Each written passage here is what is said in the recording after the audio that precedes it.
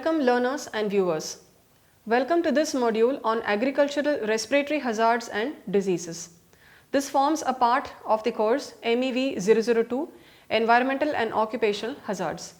I introduce myself as Dr. Sushmita Bhaskar, working in the discipline of Environmental Studies at the School of Interdisciplinary and Transdisciplinary Studies, Indira Gandhi National Open University, New Delhi. So, agricultural workers can be exposed to several respiratory hazards and diseases. Let us now see one by one.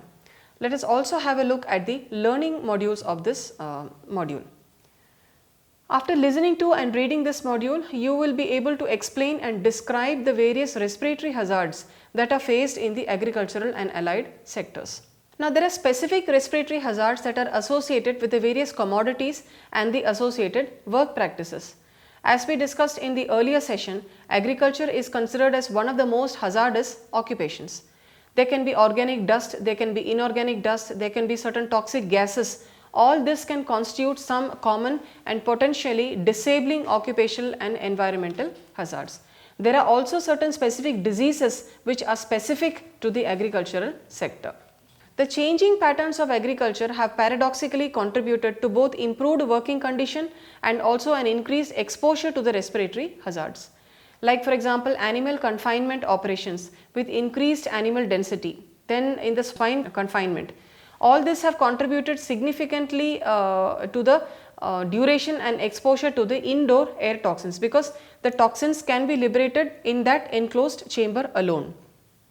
In the same way, there can be bacterial endotoxins, fungal spores, and there can be toxic grain dust which can block the upper and the lower airways of the respiratory system, and it can cause certain inflammation of the entire respiratory, the bronchial apparatus, and this will also cause problems in the both in the grain as well as in the animal production.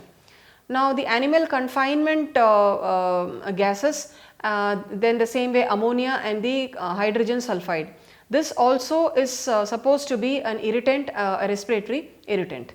Then there is also significant workers, a percentage of the agricultural workers, they have the clinical symptoms when they are working there on a long term basis. So, long term exposure to certain organic dust and the animal confinement gases, this can bring about certain occupational hazards. Let us now see them one by one. Respiratory diseases. So, this is actually a disease or a syndrome which is involving the respiratory apparatus, and it includes hypersensitivity pneumonitis, organic dust toxic syndrome, chronic bronchitis, mucous membrane inflammation syndrome, and asthma like syndrome, and it can also result from the acute and the chronic exposure to the dust like substances. So, respiratory hazards are often associated with the crop and the livestock production. Whenever you pass through a field, or if you have gone to the field, you will see that in the agriculture people they have to take out the grains and they thrash it and do various other manual as well as practices which involve using certain mechanical and technical equipments. Now, all this will liberate so many of that husk and the the grain fibers into the air, and that when inhaled for some people it can cause certain distress. Now, the farm structures like the silo, the grain bins, the manure storage facilities, the livestock confinement barns, these are all the environments which can possess the greatest respiratory hazards. Now, farmers' lung disease and organic dust toxicity syndrome. This also, it has been frequently found among the dairy and also the swine workers, that is those who work with the pig and the pork related food industry. So, much of the agricultural health hazards are difficult to identify because the appearance of the symptoms are either nil or they will come very slowly. There is delayed appearance of the symptom. But then later on it can also have certain serious effects, and it can also be related to the unhealthy lifestyles and also behavioral patterns. Now, suffocation is another important hazard that is faced in agricultural occupation, because there is less ventilation when they work in the enclosed spaces in the barns and other areas. So, that is also associated with the solid flowing material like grain in the confined spaces that can actually lack the oxygen, and these places include the silos, the tanks and the refrigeration units. Now, let us talk about the organic dust toxic syndrome. So this is a common respiratory illness, and it is manifested by the temporary influenza like illness with fever, headache and muscle aches and the pain. Dust. So how can we define the dust? Now dust may be suspended dust particles not containing spores and moldy matter. They can be organic matter, they can be inorganic matter, and they can also be considered as nuisance dust. So repeated exposure to the dust and dust particles, this can lead the portions of the lung into hardened non-functioning tissue, and it can cause chronic bronchitis and occupational asthma.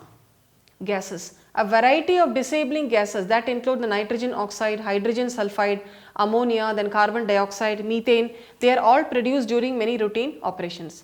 Exposure to the gases, you might have seen that even when very less exposure to the gas itself, your eyes start burning or the eyes start watering, then you have problems in breathing, etc. So here again, here also the exposure to even lower level can result in the lung and the eye irritation, dizziness, drowsiness and headache. At higher level, a person can fall to the ground unconscious, and sometimes it is fatal when he is not taken to the hospital at the or to the medical center at the right time. Inorganic dust. Now this could be silicates, for example crystalline silica SiO2, that can be composed of quartz, cristobalite and tridymite. Then you have silicates, that is SiO2, silicon dioxide, magnesium, nickel, iron and aluminium, and this includes examples like talc and asbestos. Then amorphous silicates, which is silicon dioxide and the water, this may be fibrous silicates. Then all this can cause bronchitis, asthma, chronic cough and wheezing, and it can also cause silicate pneumoconiosis where the lungs are affected, and it depends upon the size of the particle and the mineral composition. So that is why we explained the mineral compositions here. And it also depends on the type of farm, that is the dust that you are inhaling. It could be from the small mixed farm, the vegetable farms, large mixed farms, the fruit, livestock and also the nursery farm. So depending on the farm, different chemical and different byproducts you are getting, and the dust also will be generated according to the farm. Control measures. So how can we minimize them? By using dust minimizing practices like dust binding, misting and spraying. You can wet the ground and you can also wet the feed before transferring to minimize the dust. Then you can use mechanical and automated feed and the feed handling systems. Then you can use the wetting techniques when cleaning the grain bins or other dusty areas. And we should also ensure that the workers wear the personal protective equipment like gloves or the shield and also the mask when they are handling the moldy and also the dusty materials. We can also limit the worker exposure by to the contaminant by rotating them. We can give them like they are not doing an entire work from morning to the evening, but you can have certain shift and then they can be put into different other sections in the same agriculture sector. Then they can minimize the exposure to dust by maintaining good ventilation in the barn, in the silos and dusty areas before and also during the work day. Then we should see that they are working the proper equipments, they are wearing the proper equipments, and we have to train them how to use the technology for proper use, fit, maintenance and also storage of the equipments. So that is how we can control certain dust in the agricultural workers. Now, what do we refer to as the organic dust toxic syndrome? So, it is a general term and it can include all of the following conditions, that is pulmonary mycotoxicosis, precipitin negative farmer's lung disease, grain fever in the grain elevated workers, silos unloaders syndrome, mill fever in the cotton textile workers and inhalation fever. So, it has all these names. Then it occurs where a large amount of organic dust is present in the air. It can affect individuals who are exposed to heavy concentrations of organic dust which is contaminated with the microorganisms, and it can result from inhaling the particles and toxins that are produced by the microbes such as gram negative bacteria like Pseudomonas species, then Enterobacter, Klebsiella species and so on. Then thermophilic organisms, Aspergillus and fungi. So, endotoxin is a common component of the organic dust in agriculture, and it can cause the Silos fillers disease, which is a toxic inflammation of the lung that is caused by exposure to the oxides of nitrogen in the freshly filled silos. Health effects of the organic dust. Now, fever can recur from 4 to 12 hours after exposure. Flu-like symptoms can be observed. There can be general body weakness, headache, chills, body aches and cough. Then shortness of breath can also occur, pulmonary function may be impaired, there can be an increase in the number of white blood cells, and usually it disappears within 24 hours or when the worker is removed from the exposure to this dust. But then again re-exposure to the same will make the worker contaminated with that source, and he can get affected with the same. Now in this table you can see the categories, the sources, the environment and also the conditions. So organic dust, the sources can come from grain, hay, then endotoxin, the silage, cotton, animal, the feed, the animal byproducts and cotton. Then the environments like animal confinement places, the barns, the silos, the harvesting and processing units, the microorganism operation unit, etc. The conditions, this can cause asthma, asthma-like syndromes, chronic bronchitis, hypersensitivity pneumonitis and the farmer's lung. Inorganic dust, this can be composed of silicates which we discussed in the previous slide. Then there can be harvesting, tilling and the pulmonary, those environments that can cause the pulmonary problems. Then it can result in fibrosis and chronic bronchitis. Gases, so this gases also can come from the different sources that are present in the agricultural sector, and the gases that are released will include ammonia, the hydrogen sulfide, nitrous oxides, methane and carbon monoxide, and it comes from the animal confinement facilities, silos and the fertilizers. Now the conditions which a person will develop after exposure to these gases are asthma-like syndrome, Silo-Filler's disease, pulmonary edema and tracheobronchitis. Pesticides, now this could be organophosphates, organochlorine, fumigant, paraquat. It can come from the applicators, from the field workers, from the field environment, etc. It can lead to pulmonary fibrosis, pulmonary edema, bronchospasms. Fertilizers, this again it can consist of urea, anhydrous ammonia, and when these are applied in the field then man can contract the same. The mucous membranes are irritated and the respiratory tract will be affected. Then disinfectants like chlorine and other compounds are used for cleaning the areas. Here again the environments may be the dairy barn, the hog confinements, etc. That can cause respiratory irritation, then again bronchospasms. Solvents, diesel fuel solutions, etc. they are also used for some purposes. Pesticide storage containers, it may be that may be one environment from where the solvents are liberated, and this can also cause mucous membrane irritation. The welding fumes, nitrous oxides, ozone and the certain other welding and metal operations, from here these fumes can be released, and this can give rise to bronchitis, metal fume fever and also emphysema. Then the zoonotic infections.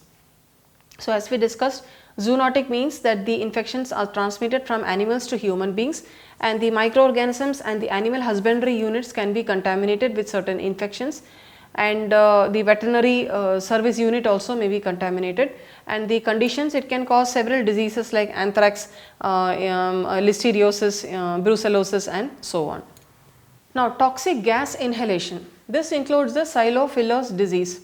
Farms that have large numbers of livestock, they rely on a large storage container called as a silo, which is to store the animal feed. Now a wide variety of airtight structures can serve for the storing of these animal feeds, and that may be certain metal containers, in ground pits also you can make the pits, and then there the feed can be stored. Then also huge and big plastic covers can be used for the storage. Now what happens over here? So sometimes in the silo the recently harvested grains will be tightly compressed to squeeze out most of the air, and then the remaining oxygen will be consumed by the actively metabolizing plant cells. As the silo becomes anaerobic, more and more amounts of the organic acids are formed. This will result in lowering the pH with the suppression of the microbial overgrowth and prevention of spoilage. As a result of all these processes, the nitrogen oxides are generated during fermentation of the silage. These oxides of nitrogen are severe respiratory irritants of low solubility, and they penetrate to the lower respiratory tract. That can result in acute hemorrhagic pulmonary edema and also death. Ammonia. Ammonia is a gas which is highly water soluble. It causes upper airway irritation, burning of the eyes, nose and throat, and it is accompanied by coughing. It causes sinusitis, mucous membrane inflammation, and the effects are seen for a long term exposure greater than 2 hours per day for more than 6 years. Then you can get the sinusitis, mucous membrane inflammation syndrome, chronic bronchitis, and also asthma like syndrome. Anhydrous ammonia. This is stored as a liquid and then injected into soil to add nitrogen as a fertilizer. It is a highly irritating gas and it's also very water soluble. Exposure to anhydrous ammonia, this has resulted in severe burns, laryngeal edema as well as pulmonary effect including bronchiolitis, obliterance and reactive airway dysfunction syndrome. So, anhydrous ammonia is also very hazardous to the workers. Then certain fumigants are used for the crops and to eliminate the pest. Grains and the grain storage facilities are all applied with these fumigants. Since they are volatile, rapidly they will be dispersed into the environment, dissipation occurs and nothing is actually left on the crop or the grains. Methyl bromide and phosphine are two important fumigants. Methyl bromide is very toxic and it may cause pulmonary edema and hemorrhage after acute exposures. Phosphine in the same way, it is produced from aluminum phosphide pellets that are added to the grain and it is very reactive, unstable and toxic. So, all these fumigant exposures can lead to chronic lung disease. Mucous membrane inflammation syndrome. In this case, the nasal, eye and the throat symptoms are commonly found in the animal confinement workers and other workers exposed to dust and gases, and they have been given the name mucous membrane inflammation syndrome. The nasal symptoms occur in 50% of the cases and sinusitis in 25% of certain swine confinement workers. The nasal lavages have demonstrated increased levels of the interleukins, that is alpha, beta and the interleukin 6. Respiratory infections. The agricultural environment harbors a rich microbial community that can lead to infections and zoonosis depending on the specific exposure and the work activities. Some examples, if we have to quote, include the swine influenza in hog confinement workers, psittacosis in poultry workers, Q fever from the aerolization of the Coxiella burnetii from infected goats, sheep and cattle, causing an atypical pneumonia, and infections with Mycobacterium bovis, which is endemic in the farm animals. Occupational asthma. This refers to the development of asthma following the exposure to certain allergens.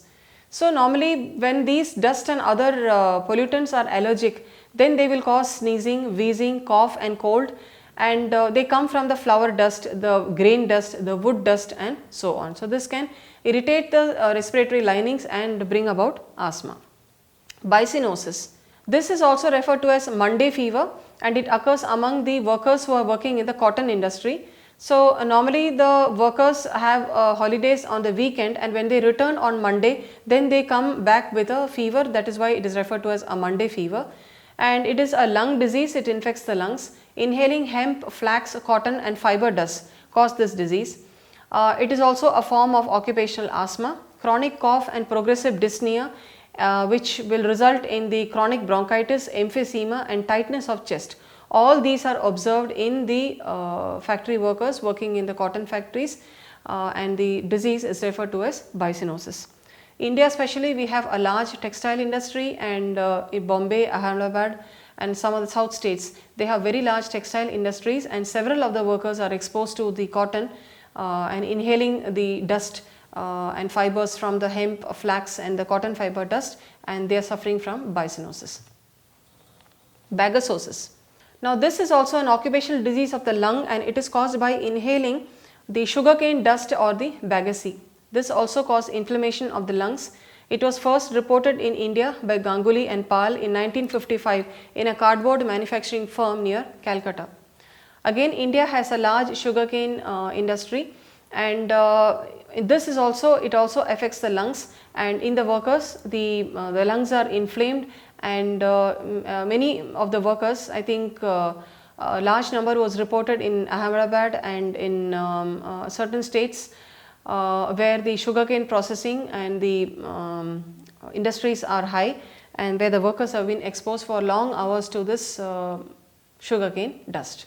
Farmer's lung, here again farmer's lung normally the people get when these grains are stored in the barns or in the larger areas where they can be stored. The inhalation of moldy hay, straw and grain dust will create this disease. The dairy farmers are also at high risk. It is caused due to an actinomycetes that is growing there at hot, humid and high temperatures. The name of the actinomycetes is Micropolyspora finis, and that causes the farmer's lung. In the grain dust or hay, which has a moisture content of more than 30%, then the bacteria and the fungi can grow rapidly, which can cause a rise of the temperature. Some symptoms that are noted in the workers, they are pulmonary fibrosis and lung damage, and finally it can lead to the right heart failure. So dear viewers and learners, in this module we have discussed the various respiratory diseases and illnesses that the agricultural workers can be affected with. So agriculture is one of the main occupations in our country and also globally, and several people work in these sectors, and again here we have the crops, then in the forestry, in the livestock sector, in the dairy and the farming unit, and also for the crops, the vegetable crops that are being and cash crops that are being produced.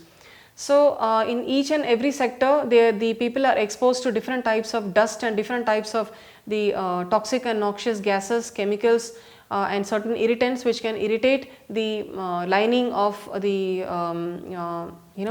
lung and the respiratory apparatus, and in the long term it can lead to distress and the pulmonary edema, failure, and also the heart failure.